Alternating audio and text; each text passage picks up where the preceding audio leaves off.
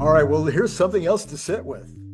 Put your seatbelt on because this is bigger than most people I think it, or maybe people don't even know about it yet. So we may be breaking news for a lot of people. Oh, So Elon Musk, a little while ago, he bought this company called Twitter. Everybody says, "Oh no, the Twitter overhang," and he'll be so, he'll be off doing Twitter and he won't be paying attention to Tesla. Then he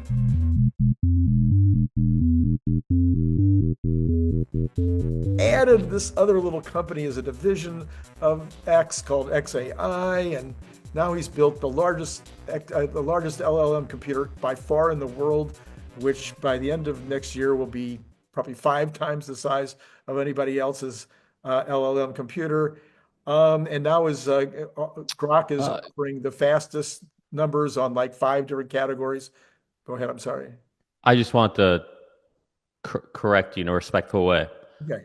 Not 5 times the size of anybody else's. They are already 5 times the size of anyone else. They will be 5 times the size of what they are currently.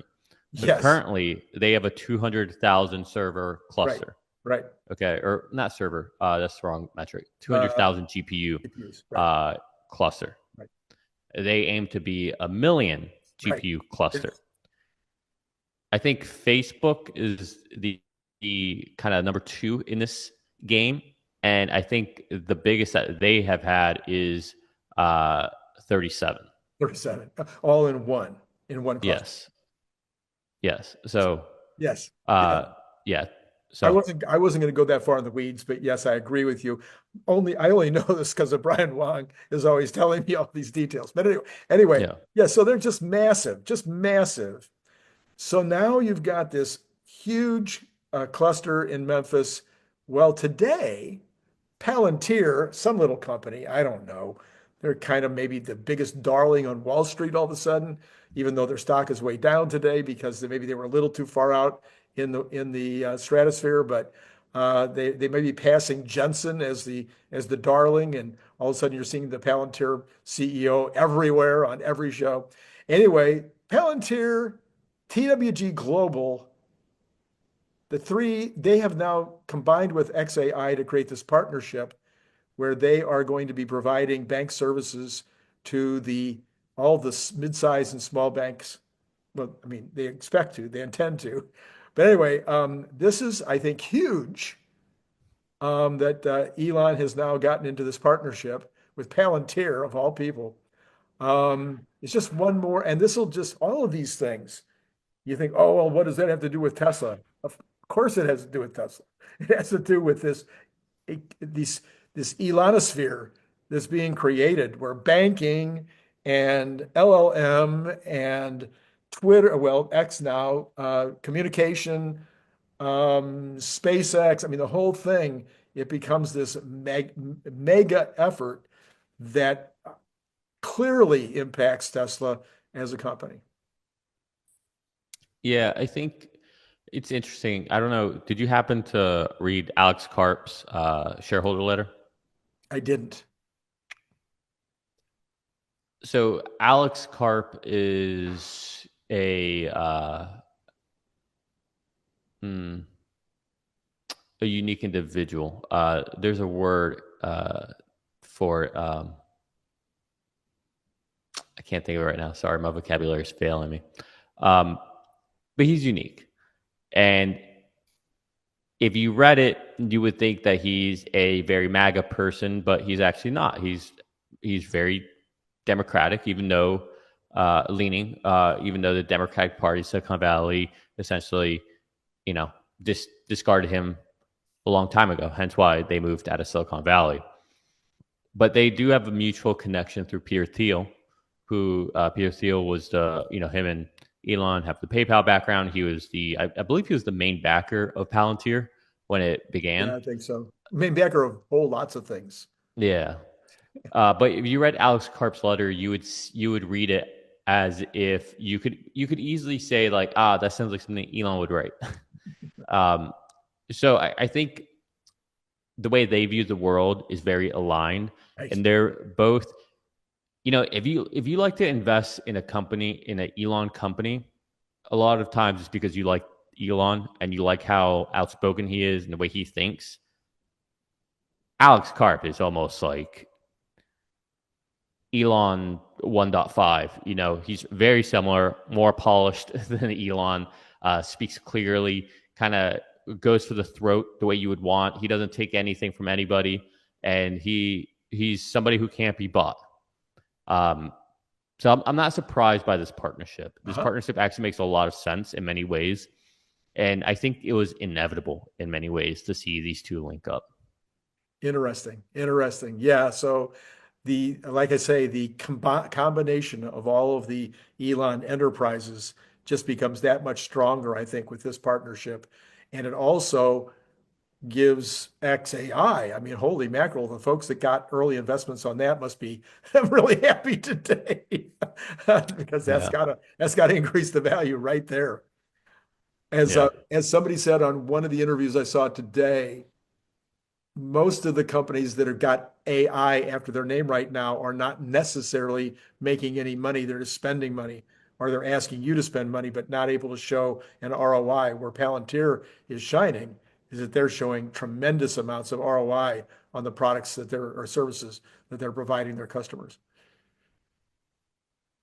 Yeah. Oh, hey, buddy. Sorry. What was the question again? Or was the comment? There's no question. I just said that they're providing actual ROI to their customers at Palantir. Oh, that's right. Yeah. Yeah. I mean, I know I've said this a lot on your show, so don't tell me I haven't said this one. But there really is only. Yeah. Honestly, I don't even consider. I'm going to get shot for saying this. I don't even consider Palantir an AI company. I would consider them more of a professional services meets machine learning meets ML AI pipeline creation setup. Okay. And they have interesting ontology that kind of overlays everything. But that's maybe I'm getting a little too idiosyncratic in what AI is. But to me, AI is something that you build that's kind of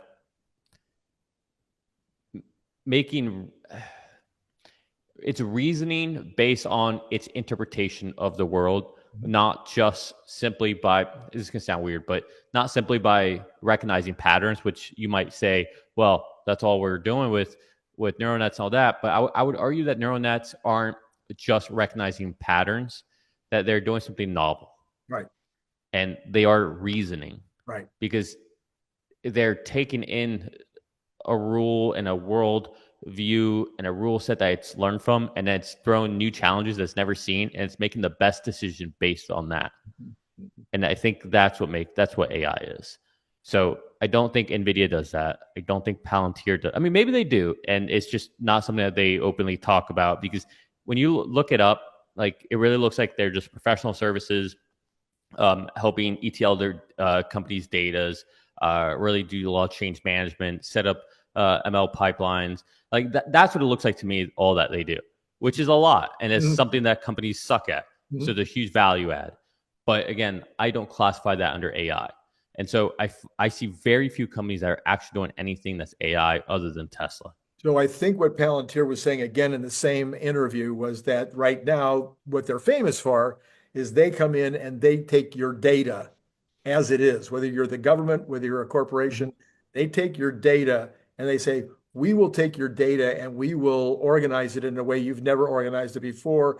And as a result of organizing it in a new way and providing an AI overlay on it, we will give you the ability to use that data more effectively and efficiently than you've ever used it before, which is where the ROI comes into.